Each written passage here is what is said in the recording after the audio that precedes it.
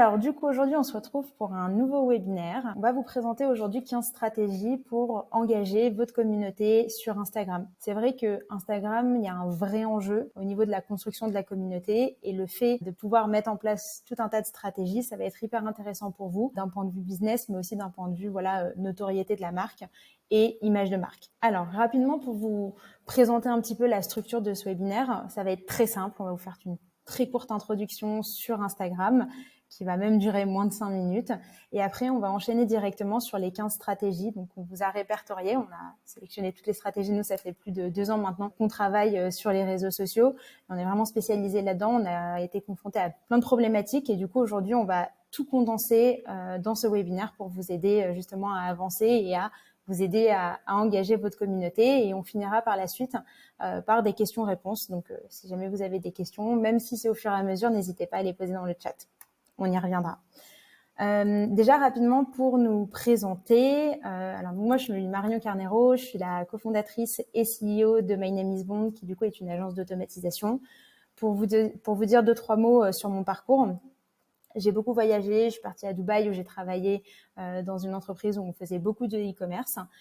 Finalement, je suis rentrée en France pour travailler dans une start-up à Station F où j'étais directrice marketing. Donc, autant vous dire que j'ai touché absolument à tout, le SEO, les réseaux sociaux. J'ai même fait un peu de sales. Bref, j'ai tout fait.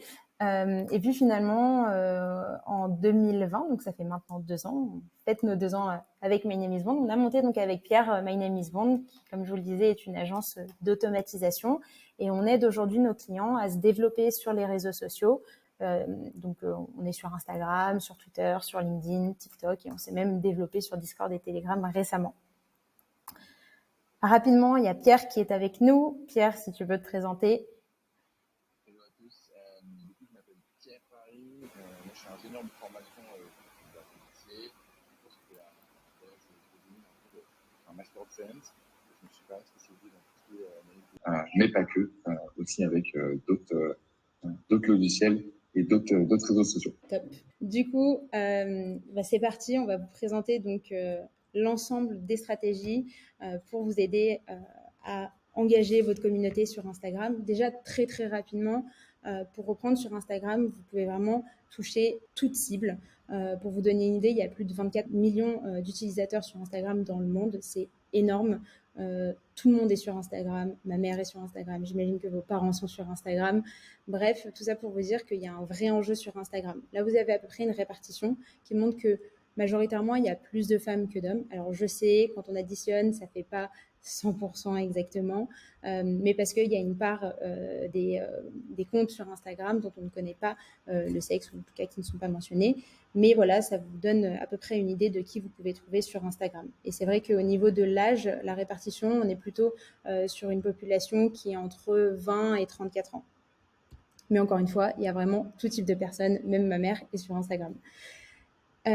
Du coup, pour commencer avec une première stratégie, la première stratégie qui n'est pas révolutionnaire, mais qui est vraiment nécessaire, c'est de travailler votre contenu. Travailler votre contenu, ça veut dire que vous allez devoir vraiment vous focaliser sur la valeur que vous allez apporter à votre audience. C'est comme ça que vous allez réussir à vous différencier par rapport à vos concurrents. En fait, en publiant du contenu de qualité, vous allez engager votre communauté puisque les gens vont vouloir vous suivre parce que justement, vous leur apportez de la valeur. Et ça, c'est vraiment quelque chose qui est clé. Il faut arrêter de croire que sur Instagram, on peut performer juste parce qu'on poste 3 fois par semaine, voire même tous les jours, si derrière, finalement, les contenus que vous allez poster ne sont pas de qualité. J'insiste encore dessus, c'est hyper important et c'est bien 50% du job. Un petit tips, vous pouvez varier les types de contenus. Quand je dis les types de contenus, c'est plus par rapport au sujet que vous allez justement mentionner sur Instagram ou même sur d'autres réseaux sociaux. Vous pouvez partir sur des posts qui sont plus indicateurs pour informer, d'autres pour le plaisir, d'autres peut-être un petit peu plus pour le visuel, pour présenter vos produits. Bref, il y a plein de types de contenus que vous pouvez faire. Et du coup, l'idée, c'est de varier un petit peu pour ne pas lasser votre audience. Deuxième stratégie. La deuxième stratégie, ça va être de soigner votre profil.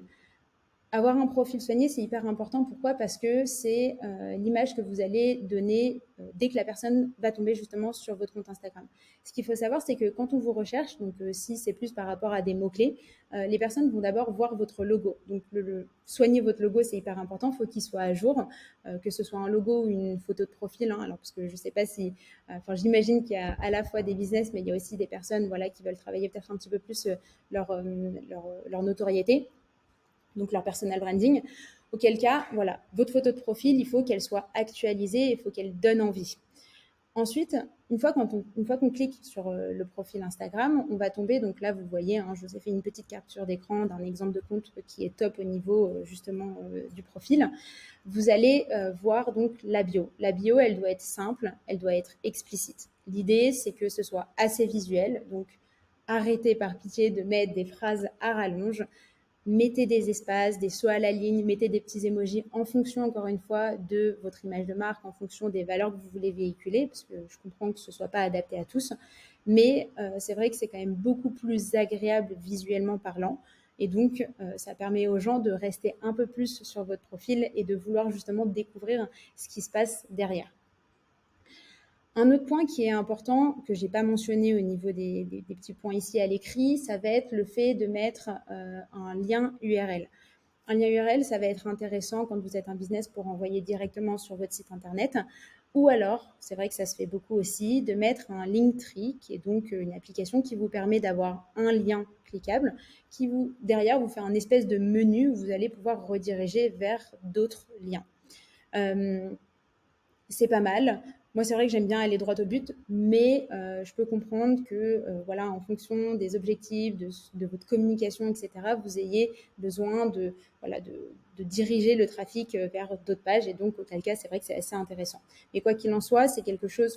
disons que c'est un trafic qui va se faire très facilement, qui est gratuit. Donc, vraiment, profitez-en, mettez-le. Je vois encore trop de pages business, notamment, qui ne publient pas plutôt qu'il ne met pas de lien URL, et je trouve ça quand même dommage parce que beaucoup de personnes découvrent des comptes comme ça et vont sur votre site internet, et donc voilà, vous passez peut-être à côté d'une belle opportunité. Au niveau du profil toujours, il y a également la partie stories à la une qui est assez importante.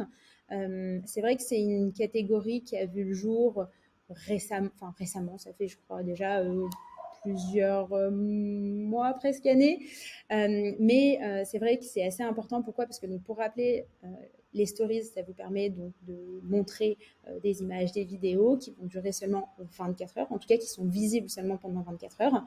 Vous avez la possibilité de les mettre à la une, c'est-à-dire qu'elles vont être visibles directement sur votre profil. Et là, on peut le voir avec Soit Paris, où ils ont répertorié tout un tas de stories qu'elles ont classées dans des typologies de vidéos ou même de communication qu'elles voulaient mettre en place. Et du coup, ça fait que c'est très ordonné. Ça fait qu'aujourd'hui, si je tombe sur leur compte Instagram et que j'ai envie d'avoir un peu les avis de leurs clientes, j'ai juste à cliquer dessus et je peux avoir tous les avis des clients. Donc, j'imagine que c'est des stories qui ont été repartagées des avis clients. Enfin bref, il y a tout un tas de choses et c'est vrai que c'est hyper intéressant parce que, encore une fois, ça vous permet d'aller droit au but et d'aider les personnes qui vont tomber sur votre compte Instagram à trouver l'information qu'elles recherchent. Dernier point, le fait d'avoir un feed qui soit cohérent et attractif. Instagram, de base, c'est quand même fait pour stocker non pas des bases de données, mais plutôt stocker des images, des vidéos. Et Instagram, c'est censé quand même être un plaisir. Ça reste un plaisir. J'imagine que la plupart des personnes qui sont sur Instagram le font par plaisir, parce que c'est agréable, parce que vous trouvez de l'information, etc., etc. Donc, travaillez votre feed, il faut qu'il soit cohérent et attractif. Cohérent, pourquoi ? Cohérent par rapport à votre image de marque, par rapport à votre branding, par rapport aux couleurs que vous voulez mettre en avant, et aussi attractif pour que les personnes aient envie de s'abonner à votre page et surtout qu'elles aient envie de vous suivre au quotidien. Il y a 2-3 tips, mais vous pouvez notamment utiliser les mêmes filtres sur les mêmes photos pour harmoniser le tout. C'est le truc un petit peu classique. Et après, vous avez également plusieurs applications que vous pouvez utiliser, qu'on nomme juste ici, qui sont des applications qui vous permettent de travailler justement votre feed. Et c'est intéressant. Pourquoi ? Parce que ça vous permet... Hop, je me mets là. Ça vous permet... de prévisualiser votre feed. Après, vous l'avez, c'est vrai, via des applications notamment de publication automatique, comme Later par exemple. Mais voilà, c'est pas mal parce que ça vous permet aussi de modifier directement les publications que vous allez avoir. Donc là, je voulais vous partager quelques exemples de feeds qui sont cohérents pour vous montrer un petit peu à quel point c'est puissant et important. Donc là, à gauche, on va avoir la marque Merci Handy, qui est une marque de cosmétiques qui est notamment connue pour ses gels hydroalcooliques. Eux, ils ont une communication qui est assez, disons, particulière. C'est une communication qui leur est propre. Voilà, ils sont plein de couleurs, c'est arc-en-ciel. Et en fait, ça se ressent énormément dans le feed. C'est-à-dire qu'avec une photo, on peut limite comprendre, sans avoir vu le texte, que ça vient d'eux et que du coup, c'est tout leur univers. Après, un deuxième exemple qui est MyLuby, qui est une marque de bien-être sexuel. Eux, voilà, pareil, ils ont vraiment un feed qui est hyper harmonieux. En l'occurrence, leur stratégie, c'est plutôt d'adapter les couleurs en fonction des produits qui vont sortir. Donc au début, c'était plutôt tendance bleue, après c'est parti sur du orange. Et donc voilà, tout ça pour dire, ça reste un feed qui est hyper cohérent, qui est très joli et qui donne envie. Après, je vous ai mis deux autres exemples, qui est donc Équilibre CBD, qui est une marque de CBD. Je l'ai mis comme exemple parce que j'adore sa communication. Et pareil, je trouve que c'est une communication, un visuel qui est un peu décalé par rapport à ce qu'on a l'habitude de voir sur Instagram. Et encore une fois, moi, je sais que je la suis depuis un petit moment et à chaque fois que je tombe sur une photo, avant même de voir que ça vient d'elle, je sais que ça vient d'elle. Et ça, c'est hyper puissant. Et après, un autre exemple, My Name is Bond, donc notre feed. Là, c'est plus avoir un feed qui soit cohérent. Donc, on avait une stratégie où on publiait 3 fois par jour, pas par jour, j'exagère un petit peu, 3 fois par semaine, pardon. Donc, on a une partie de la semaine où on va publier des hacks à la fois sur LinkedIn, mais aussi sur Instagram. Une partie de la semaine où on va publier, où on va plutôt partager des résultats clients. Et le dernier post est dédié à une photo où on humanise un petit peu la chose pour montrer qu'on est une agence, certes d'automatisation, mais qu'il y a des humains derrière notre agence. Et voilà, donc notre feed ressemble à ça. Je trouve que c'est plutôt cool pour une agence de travailler justement son feed parce que c'est vrai que toute la partie B2B a tendance à être un peu délaissée sur Instagram, même si c'est en train de changer. Mais voilà, c'est votre image de marque, c'est l'image que vous allez laisser sur les réseaux sociaux, même si c'est juste une vitrine digitale. Et ben, travaillez là. C'est comme si vous aviez une boutique dans la rue et qu'il y avait des gens qui passaient devant. Si votre boutique, elle n'est pas jolie, les gens ne vont pas s'arrêter, ne vont pas prêter attention à votre marque. Alors que si elle est jolie, les gens vont s'arrêter et ils vont avoir de l'intérêt pour vous. Donc, c'est important. J'espère que c'était clair. On passe à la troisième stratégie. La troisième stratégie, elle vise plutôt à varier vos types de contenus. Donc, on l'a vu tout à l'heure, on peut varier les types de contenus par rapport aux informations qu'on va donner, donc que ce soit par rapport à des retours clients, par rapport à des infos insolites, tout ce genre de choses. Mais vous pouvez aussi varier vos contenus, c'est-à-dire utiliser des vidéos, des images, etc. Donc là, je vais vous présenter un petit peu les différents contenus que vous pouvez utiliser et qui sont vraiment fortement recommandés. La première, ça va être les stories. On en a déjà parlé tout à l'heure. La story, ça vous permet de pouvoir communiquer pendant 24 heures via une vidéo, une photo ou autre. Et les stories sont très importantes. Et je trouve que c'est cool parce que vous pouvez vraiment être proche de votre communauté, montrer un petit peu comment vous travaillez, comment vous êtes au quotidien, etc. Ça permet vraiment d'humaniser la relation. Mais ça vous permet aussi d'interagir avec votre audience, notamment avec les stickers. Aujourd'hui, Instagram fait pas mal de mises à jour. Il propose de plus en plus de stickers. Donc, les stickers, c'est tout ce que vous pouvez mettre en plus des vidéos ou des photos que vous allez partager en stories. Et vous avez notamment tout ce qui est sondage, boîte à questions, quiz, etc. Ça, ce sont des stories qui sont spécialement dédiées à l'engagement de la communauté. C'est-à-dire que vous incitez les personnes qui vont voir vos stories à interagir avec vous. Et ça, Instagram adore parce que la définition d'un réseau social, c'est de pouvoir échanger. Et donc, plus vous allez mettre en place des stratégies, ou en tout cas que vous allez mettre en place des outils, etc., pour interagir avec vos communautés, plus Instagram va vous montrer parce qu'ils aiment ça. Donc là, c'était un exemple de Kimono qui faisait un petit quiz sur par rapport à leur boîte. Et du coup, c'est hyper intéressant parce que moi, j'ai joué. J'ai joué et il y a beaucoup de personnes qui le font. Et encore une fois, comme je vous dis, ça vous permet à la fois de donner des informations, mais aussi d'être hyper proche de votre communauté. Deuxième type de contenu que vous pouvez faire, ce sont les réels. Alors les réels, c'est une copie conforme de TikTok, clairement. Ça a été volé par Instagram auprès de TikTok. Il y a une vraie guerre qui est en train de se jouer entre Instagram et TikTok. Et du coup, Instagram essaye de vous mettre le plus en avant avec les réels pour justement ne pas vous perdre. Parce que aujourd'hui sur TikTok, vous pouvez avoir des reach qui sont hallucinants. C'est-à-dire que même si vous avez 1000 abonnés, vous pouvez avoir une vidéo qui va toucher plus d'1 million de personnes. C'est assez insane. Et du coup, sur Instagram, ils essayent de reproduire la chose, même si c'est peut-être un petit peu plus complexe. Mais vous allez voir que même si vous avez 600 abonnés, votre vidéo, elle peut être vue plusieurs milliers de fois. Donc, ça peut aller jusqu'à 10 000, enfin, même ça peut aller très, très loin. Mais l'idée, c'est de se dire que c'est assez important. Pourquoi ? Parce que, justement, leur algorithme vous montre auprès de personnes qui ne vous suivent pas encore, mais plus par rapport à des patterns qui vont identifier chez les personnes qui vont interagir justement avec votre réel. Donc, hyper important. Et vraiment, c'est une stratégie, je pense qu'aujourd'hui, tout le monde devrait le faire. J'avoue, on ne l'a pas mis en place encore. On était plus sur l'IGTV, mais on va s'y remettre. Et vraiment, je vous conseille parce que ça vous permet d'avoir une portée assez incroyable et ça vous permet aussi d'engager et d'augmenter vos taux d'engagement. Troisième type de contenu, les IGTV. Donc les IGTV, c'est des vidéos qui vont être plus longues. C'est un peu pareil que les réels, mais ça va être un format beaucoup plus long. Vous pouvez aller jusqu'à 1 heure. Donc c'est plus pour faire des démos, pour faire des interviews ou ce genre de choses. Voilà, il faut que vous vous imaginiez tout un type de sujet à ce niveau-là.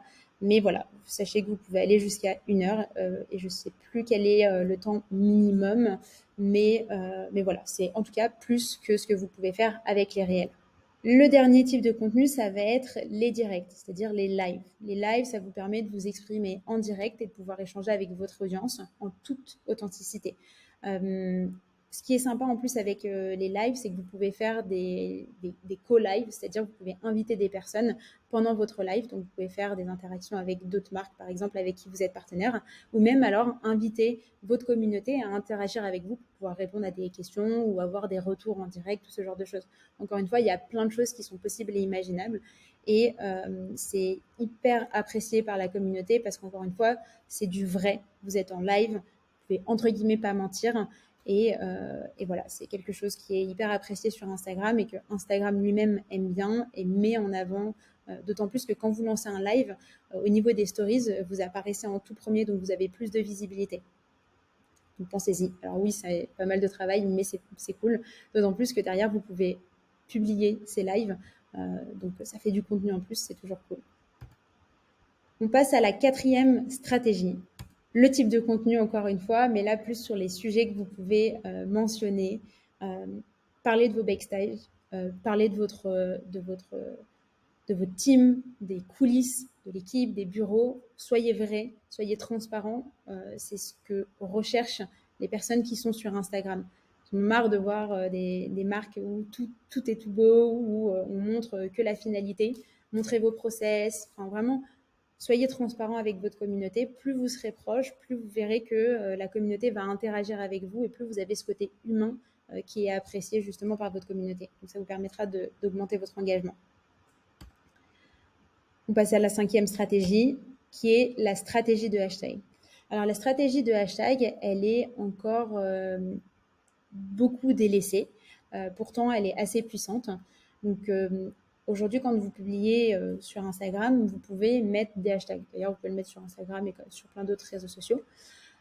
Sur Instagram, c'est hyper intéressant. Pourquoi ? Parce que les hashtags, derrière, sont répertoriés dans des catégories sur Instagram. Donc, si je fais des recherches aujourd'hui sur, par exemple, je ne sais pas, un cake, parce que je veux faire un gâteau, je vais taper cake, je vais aller dans les hashtags et je vais regarder les publications qui ressortent par rapport à ça. Donc, en fait, ça va vous permettre vraiment de vous positionner sur des mots-clés et tout ça, c'est gratuit, donc il ne faut pas le mettre de côté. Il y a une stratégie à adopter sur les hashtags. Déjà, la première règle, ne copiez pas tout le temps les mêmes hashtags.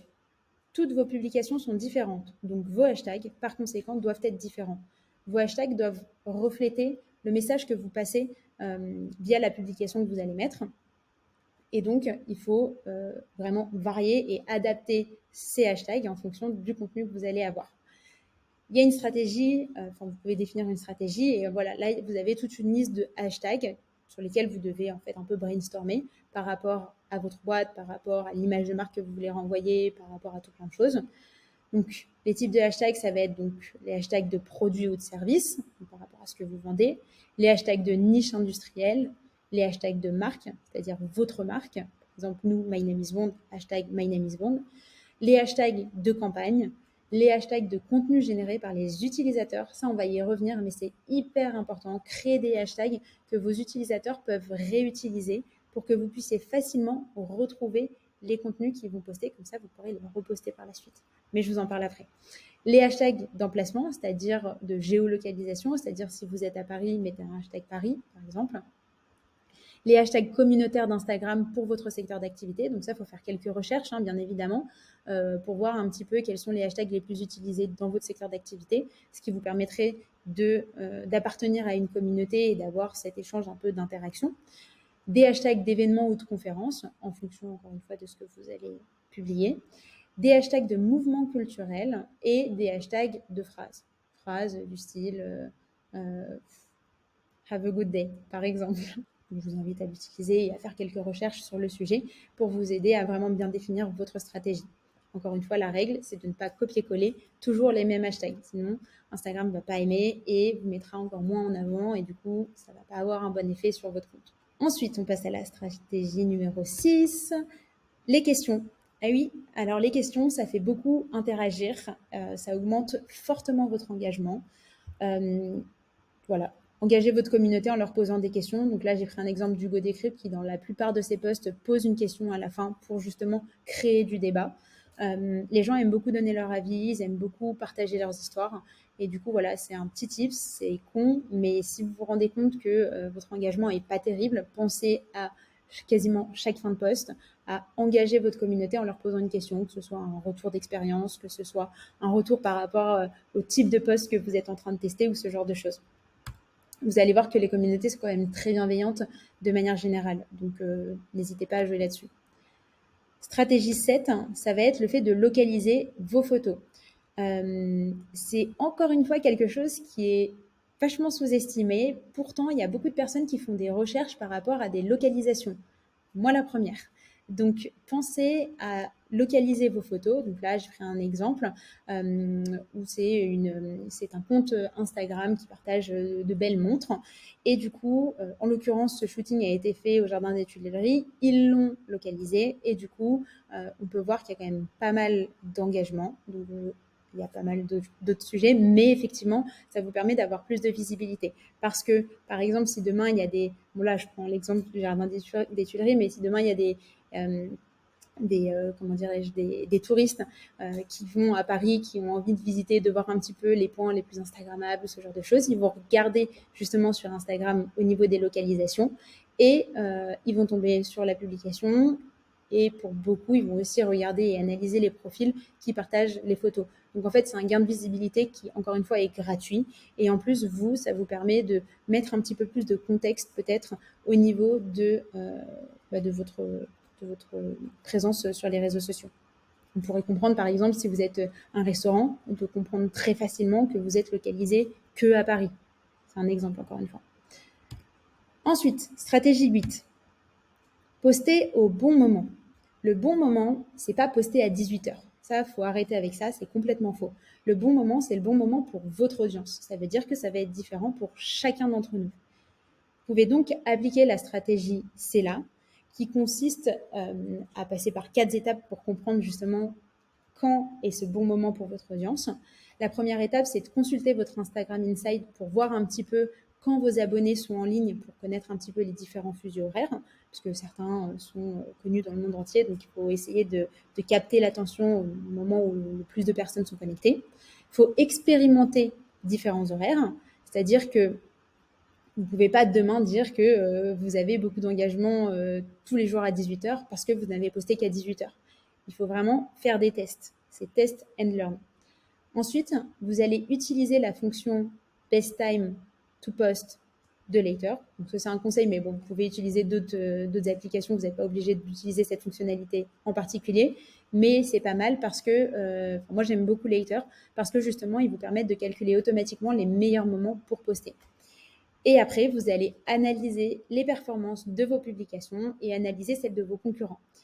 C'est intéressant d'analyser celles des concurrents. Pour autant, ce n'est pas ce qu'il faut prendre le plus en considération pour la simple et bonne raison que l'audience de vos concurrents n'est pas forcément la même que votre audience à vous. Et donc, par conséquent, les gens ne sont pas forcément connectés au même moment, ne vont pas interagir au même moment, etc., etc.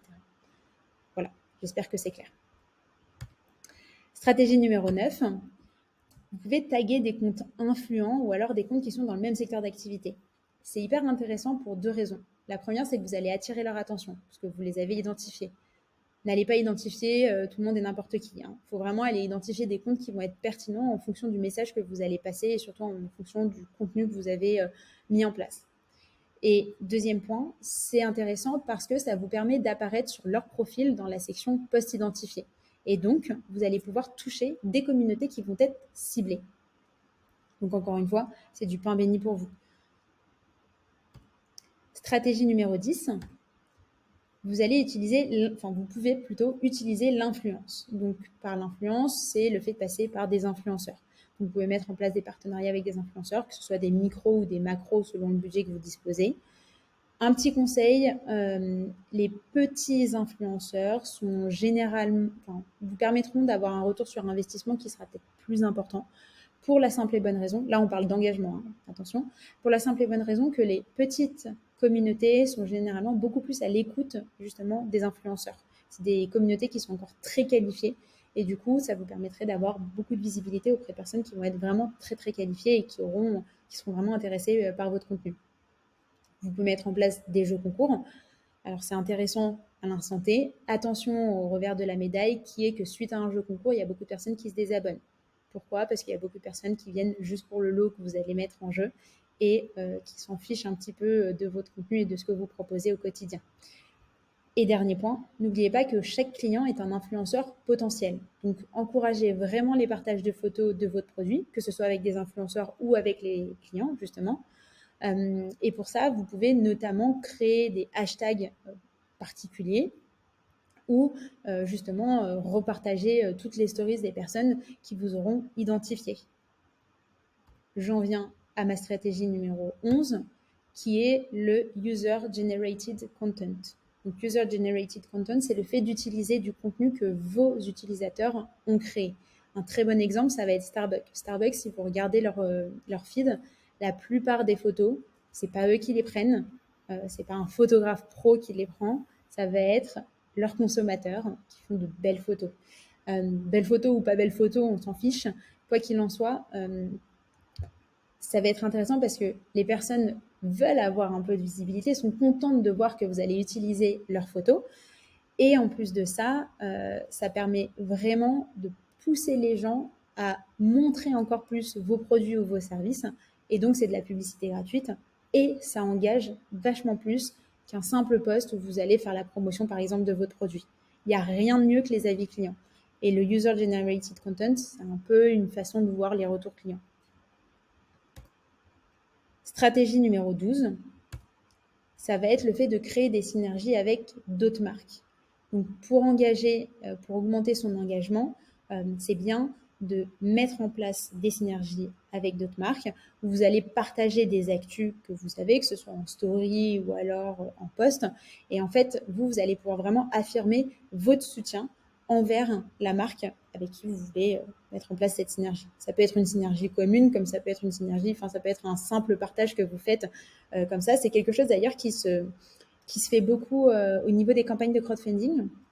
Donc, une campagne de crowdfunding, c'est quand vous lancez un projet ou vous lancez un produit, bref, et que vous êtes en recherche de financement.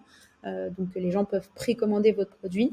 Et en fait, c'est vrai qu'il y a beaucoup de soutien au niveau des marques qui se lancent, où il y a des échanges de stories ou de soutien, en tout cas sur les réseaux sociaux.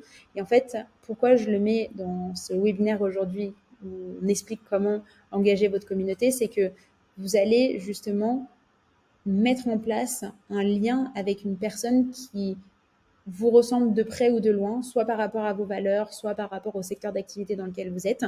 Et du coup, ça vous donne plus de visibilité et ça va permettre aux personnes de vraiment vous soutenir.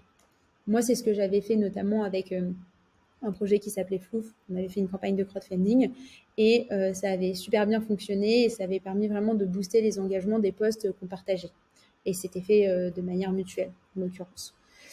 Voilà, n'hésitez surtout pas à identifier les personnes derrière quand vous allez faire vos posts par exemple, parce que là on a parlé de stories, donc sur les stories vous pouvez partager directement un post. C'est cool de les identifier aussi, comme ça ils peuvent vous repartager. Et pareil, au niveau d'un post seul, pensez à les identifier parce que, comme on l'a vu tout à l'heure, eh ben, vous serez disponible dans les posts identifiés qu'ils auront de leur côté. Et donc, ça sera du trafic gratuit pour vous, gratuit et qualifié si vous avez bien fait, si vous avez bien choisi la marque avec laquelle vous souhaitez affirmer votre soutien. Stratégie numéro 13, ça va être le fait d'interagir avec votre communauté. Alors c'est vrai que là, on a vu un peu toute la partie création de contenu, comment avoir un peu de visibilité, etc. Mais rien de mieux que d'interagir avec votre communauté. Les followers sur Instagram, ils recherchent une proximité avec les marques. Je vous l'ai dit tout à l'heure. Vraiment, on en a marre des marques qui sont fantômes, qui sont là juste pour publier, où tout est automatisé. C'est pas l'objectif. Instagram permet justement d'humaniser le lien que vous allez avoir entre vous, donc votre boîte ou vous en tant que personne, et vos clients ou votre audience. En plus, interagir avec votre communauté, c'est bien. Pourquoi? Parce que, vous allez pouvoir vraiment connaître votre communauté, savoir qui vous suit, pourquoi ils vous suivent, qu'est-ce qui leur plaît dans votre communication. Donc, ça vous permet vraiment d'apprendre plein de choses. En plus, ça va vous permettre d'avoir plus de visibilité puisque vous allez interagir avec les personnes. C'est vrai que Instagram a un algorithme qui est assez compliqué, qui change assez régulièrement, etc. Mais c'est pas parce qu'on suit une personne qu'on va forcément voir tous ses posts. Aujourd'hui, je ne sais pas combien de personnes vous suivez sur Instagram, mais on a tendance à suivre beaucoup de personnes. À titre personnel, je suis à peu près 1000 comptes sur Instagram. Je sais que je vois tout le temps les mêmes comptes parce qu'il y a des comptes qui sont entre guillemets un peu passés à la trappe, que je suis, mais pour autant, l'algorithme ne les met plus en avant. Par contre, quand j'ai un compte qui va venir interagir avec moi, automatiquement, je vais regarder son profil et me dire ah oui, c'est vrai. Et du coup, je vais interagir avec ses posts parce que je vais me dire ah oui, mais en fait, c'est trop stylé ce qu'il poste. Donc voilà, il y a un échange, il y a un effet un peu de réciprocité à ce niveau-là. C'est la même chose sur LinkedIn. Quand vous interagissez avec votre communauté ou avec d'autres créateurs de contenu, c'est quelque chose qui vous rend en retour, ils vont interagir avec vous. Et donc, ça permet d'avoir plus de visibilité, plus d'interaction et donc plus d'intérêt. Stratégie numéro 14, interagissez aussi avec des communautés qui sont similaires à la vôtre. Donc là, on a parlé de votre propre communauté, c'est-à-dire des personnes qui vous suivent déjà, qui vous connaissent déjà. Mais sur Instagram, au-delà de l'engagement, il y a aussi le fait de se rendre visible auprès de nouvelles personnes qui ne vous connaissent pas encore. Le fait d'interagir avec des communautés qui vont être similaires à la vôtre, c'est intéressant pour plusieurs raisons. Déjà parce que ce sont des personnes qui ne vous connaissent pas et parce que surtout, vous allez avoir un ciblage qui va être précis et que vous allez vous-même faire. En l'occurrence, vous pouvez aller cibler des communautés de concurrents, de comptes qui sont dans le même secteur d'activité, des comptes qui vous ressemblent en termes de valeur, de près ou de loin. Et voilà, vous pouvez interagir avec leur communauté en allant soit vous abonner, soit liker, soit commenter leur contenu pour qu'ils puissent justement découvrir votre compte à leur tour. C'est quelque chose qui marche très très bien. Et encore une fois, il y a cet échange de réciprocité, il y a cet effet de réciprocité, qui se met en place, où comme vous avez interagi avec eux, eh bien, ils vont vous le rendre en interagissant également avec votre contenu. Et la dernière stratégie qui va être le fait d'automatiser. Pourquoi c'est bien d'automatiser? Parce que ça vous permet justement d'arrêter toutes ces actions qui sont chronophages. On a vu là tout au long du webinaire que la majorité des stratégies vont quand même se tourner autour de la création de contenu. La création de contenu, c'est un travail monstrueux. Faut arrêter de croire encore une fois qu'en travaillant 2 heures sur sa création de contenu par semaine, ça suffit pour faire de très belles choses. C'est un vrai boulot. Et du coup, l'idée, c'est de se dire qu'il y a quand même des actions que vous pouvez faire, que vous pouvez plutôt automatiser, qui vous permettront de vous libérer du temps. Du coup, ça vous permet de vous focaliser sur votre contenu. Et qui dit se focaliser sur votre contenu dit que vous allez apporter plus de valeur. Et qui dit plus de valeur perçue auprès de votre communauté. Et donc, vous la fidélisez. Voilà. Pour terminer, la règle d'or vraiment, et qu'on applique partout, c'est qu'il y a 50% du travail qui réside dans la création de contenu et 50% qui reste dans la mise en place d'actions qui sont faites quotidiennement. J'insiste vraiment dessus et regardez un très bon exemple, ça va être aussi LinkedIn.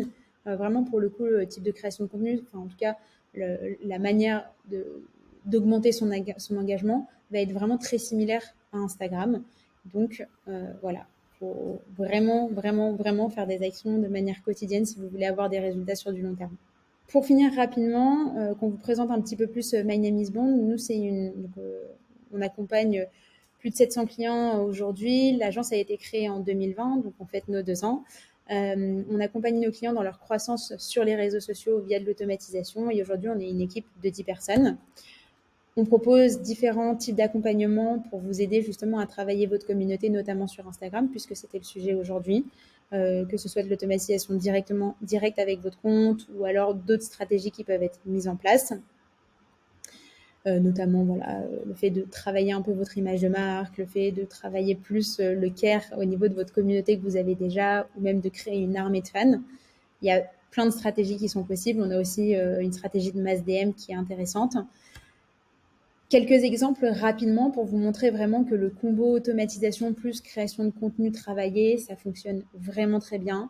Donc là, c'est un client qu'on accompagne. Vous voyez qu'en moyenne, on est entre 40 et 60 nouveaux followers qui sont gagnés par jour et qu'en plus, on a un engagement qui augmente. On passe de 2,15% à 2,43%. Pourquoi? Parce que là, en l'occurrence, la stratégie qu'on met en place, c'est le fait d'aller interagir avec des communautés qui vont être ciblées et donc qui ne connaissent pas encore le compte. Deuxième exemple, là, c'est un compte d'un artiste. Donc, c'est un bon exemple. Là, juste avant, c'était un business. Là, c'est un artiste. Et du coup, cet artiste, il gagne entre 20 et 60 followers par jour, en fonction des jours. Et vous voyez ici que l'engagement augmente également. On passe de 3,22% à 3,75%. Même stratégie qui est appliquée que dans l'exemple précédent. Et voilà, on a fini cette présentation. J'espère que c'était assez clair.